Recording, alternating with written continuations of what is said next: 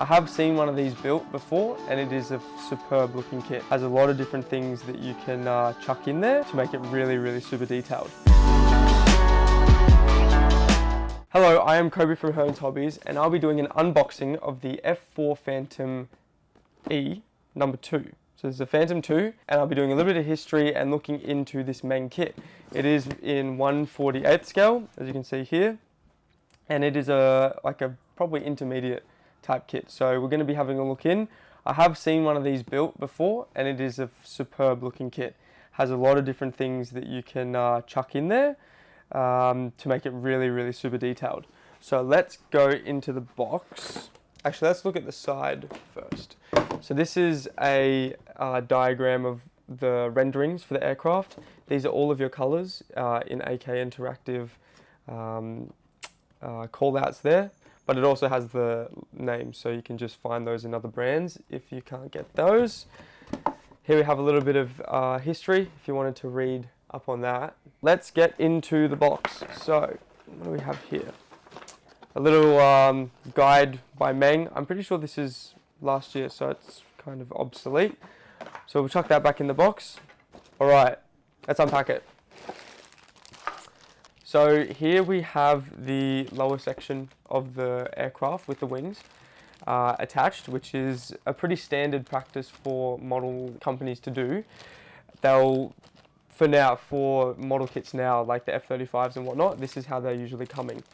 And then this is the top part of the fuselage that the kit comes with. We'll go into a little bit of detail in the cockpit section. As you can see, they've added some leads and whatnot here. Really nice riveting on the spine. I'll get into the bag soon. Here we have a bag of sprues. It'll be a lot of this, but we'll get into a lot of them in more detail once I take them out. Clear sprues, I'll leave these in the bag, so I might as well have a look at them here. This is them there. You got the rear canopy, the pilot's canopy, and the nose, the front part of the canopy there. Put that in there. All the little sidewinders and all of the missiles and ordnance for this kit coming separately. More and more plastic. This is going to be a really cool kit to dive into. Top of the wings in this part here, but we'll all go into that soon. Oh, I see something pretty exciting in this kit. We have got some masks, I believe, for your canopy and your wheels. We'll dive into that as well. But before we do that, we're going to go into the instructions. Okay, so in this bag, it appears that we'll be getting 2 booklets. We're getting an information one, which comes in a bunch of different languages. So you can look at the photos across all of the sheets, but then you can read in English on this one. There you go. It appears to be in Chinese, English, Russian and French, I think. Other languages that you get in these cards. Nice little touch. That is the Phantom 2 logo, which is pretty unique.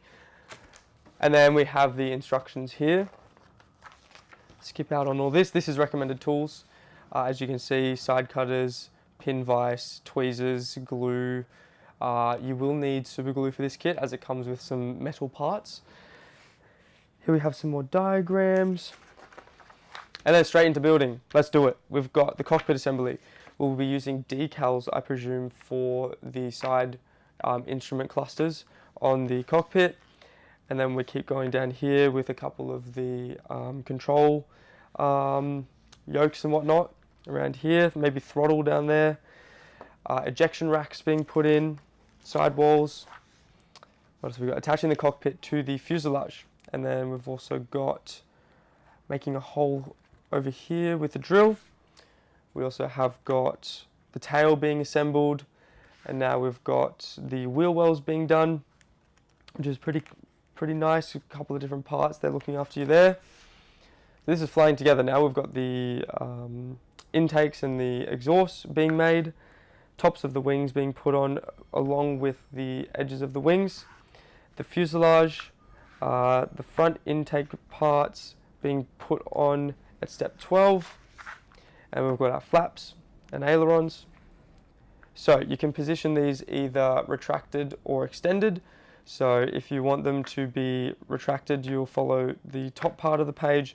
If you want them to be extended, as if it was coming into land, or if they've sunk, you can do the bottom part of the page. Arrestor hook, your exhaust fans here, sorry, your exhaust nozzles there. The tail, the vertical tail fin, the leading edge slat assembly, very iconic part of the Phantom that can be posed either extended or retracted as well. So make note on which one you'd like for your model. On the other side here, my comments about this instructions would be that they're very, very slow, and they move through very, very clearly. So they don't bombard you with probably like 10 or 15 parts at once.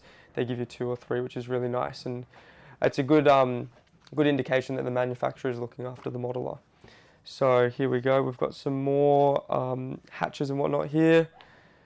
Air brake. You can extend the air brake, or you can have it retracted as well.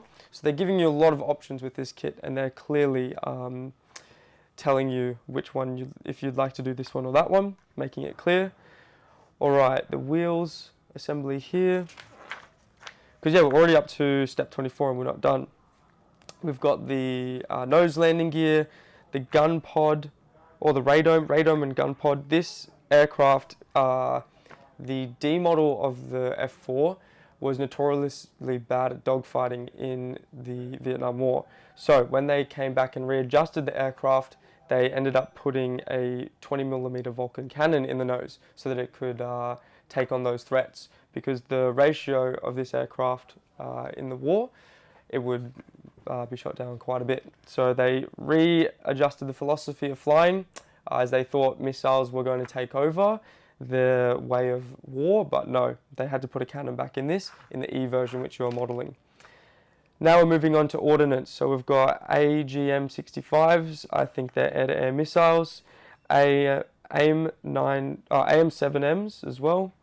We've got some pods here. They're the external fuel tanks. A lot of GBUs, more AIMs, heaps and heaps of ordnance, and then you can obviously pose them on the aircraft like this if you wish.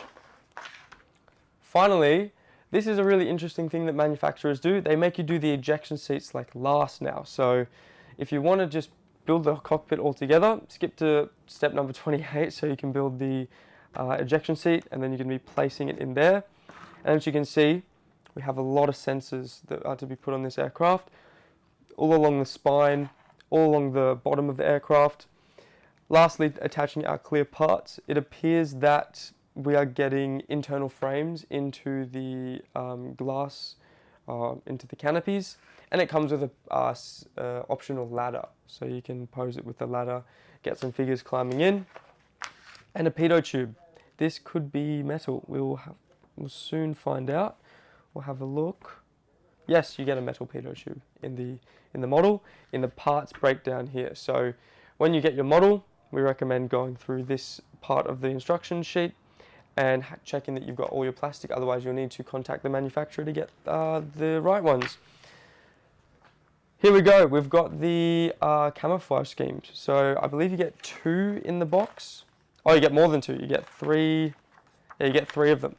So here we have got the first one, which is the 480th Tactical Fighter Squadron, and it was based in Germany of '86. So this is a really cool, vibrant scheme. It's the 3-tone camouflage, which is over the whole aircraft. So it doesn't have the camouflage on the bottom, on the top, and then that blue on the bottom. It goes over the whole aircraft, which is depicted in the box art. And then we have the Wild Weasel, I'm pretty sure this one is, of the 3rd Tactical Fighter Squadron in the Philippines. So this is a 2-tone scheme. It comes in 2 tones of grey, and it is very, very menacing. And in the same thing here, this one is from South Korea, but it is still in America. Oh, it is the South Korean actual Phantom. So there were, I think, 12 countries that used the Phantom over its lifespan, in Australia included. So you could potentially buy this kit and get a second-hand decal from an aftermarket source and make it how we use them. So we ordered F-111s in the 70s, and they had a lot of technical issues in development, and they were delayed. So Australia and America, we came to the conclusion that we will be lent 24 Phantoms. So we had a fleet of 24 of these in the time it took to develop the F-111 that we had on order. And you can replicate that aircraft with this kit. You just need to get the right decals for that. And here we go, you've got all of your bombs and your missiles and your drop tanks, a lot of decals to go on these, all of the hard points and the racks, that's them there. Paint masks, this is what I was talking about before, we'll go into those soon. So you're getting masks for your wheels, the outside, so you'll be wanting to paint them black and then spraying white on the inside. And it appears you're getting a lot of masking for your canopies and whatnot, which is really great. And once again, there is another color breakdown, the same to the one on the side of the box, just without the color panels. So yeah, color reference there. And that's the instructions that I've just gone through.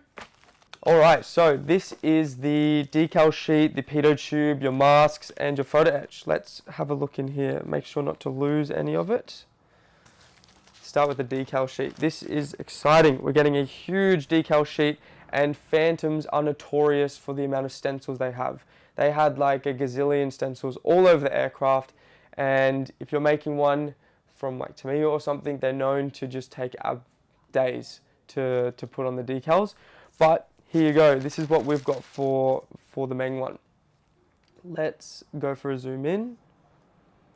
As I was saying before, this is the South Korean Air Force logo, and then we've also got the stars and bars for the American one there and there. So you're getting 3 schemes, and it's printed in really nice register. I haven't had any troubles with Meng decals in the past.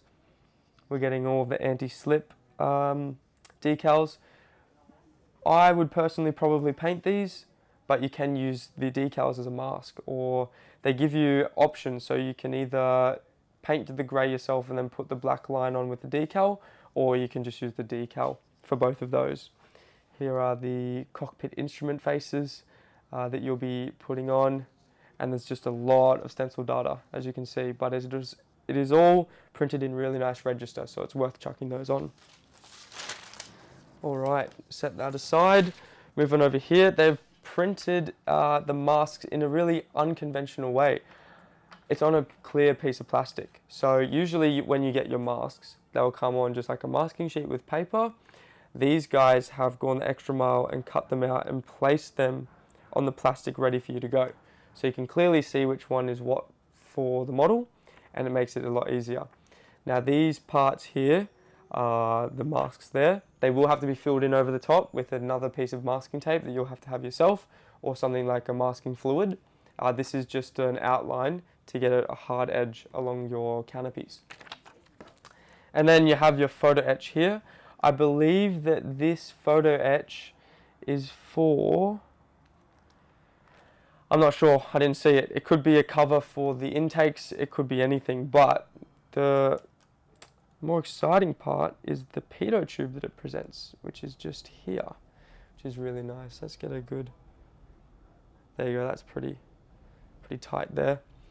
Metal pitot tubes are usually an aftermarket accessory, so to see one of these in a kit is really nice. It presents a higher quality level of detail to your model, makes it more realistic and more sturdy. If you break it, you can usually just glue it straight back on, as it is made of metal, it doesn't bend like plastic would. So it also looks more scale, as you can get a much finer tube that is sturdy than plastic. So yeah, very good on Meng to put this in. Great, let's have a quick look at some of the plastic. I'm really excited to have a look at the fuselage, so I'm going to start with that. Alright, so we're getting a couple of parts in here. This looks like the intakes for the aircraft, the outer exterior intakes, and then we have down the back, this will need a lot of weathering after you paint it. It'll be all sooty and black. This is where the engines are, down the rear part of the aircraft. And the fuselage. Wow, this thing is just absolutely beautiful. It's got a lot of detail, a lot of nice rivet detail. I hope I can catch that in the light as you're looking here. And it is quite a long aircraft. As you can see, for 48th scale, it is quite big. It's a lot bigger than a Second World War aircraft, and it's sitting around probably the same size as the F-35 in length. But having said that, F-35 would be wider. So yeah, it's molded in really nice hard plastic. It's going to be a very sturdy model, and all of this surface detail that I'm just catching on the top camera here is really, really nice. The panel engraving is really, really beautiful on this one. And then, yeah, that's the fuselage. Let's go to the bottom wings over here as well. We'll have a quick look into those. Okay. Once again, absolutely beautiful detail. If you're looking in the top camera, it's got a lot of really, really nice join areas that are molded really precisely. That is just looking stunning in this camera.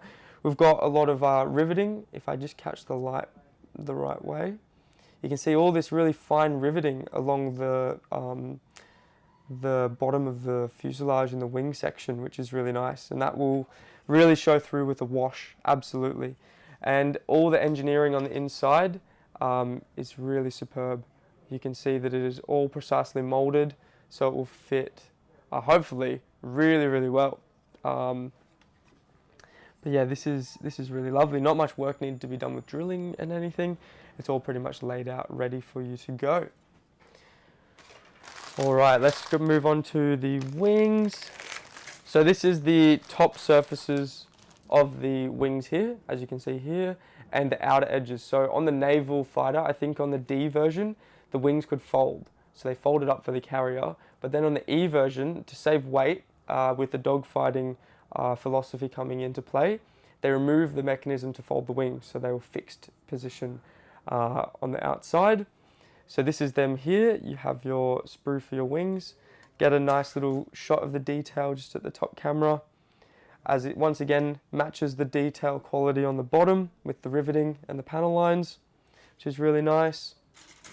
And then we've also got some of the missiles, which are broken up into 9 parts, which is great.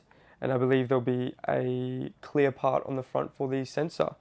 So this is to be assembled. It's nice that they've done this because you can get a lot more detail out of the model if you're breaking it up into these parts. So don't be daunted, give it a crack. These are a good feature of the kit, I believe. This is they're actually all of the glass sensors for the what I just showed you, those missiles there. And then we have some hard points in the kit. You have your drop tanks. So these were designed to be dropped if the aircraft need to engage in combat, and you have your intakes there. We also have this here. I believe that is your vertical stabilizer, the tail fin, vertical tail fin, and some more of the missiles. And we have a lot of the interior parts in this bag here. I believe this is a good one to open as well, as it comes with your ejection seat, a lot of the really fine detail for your cockpit and the engine.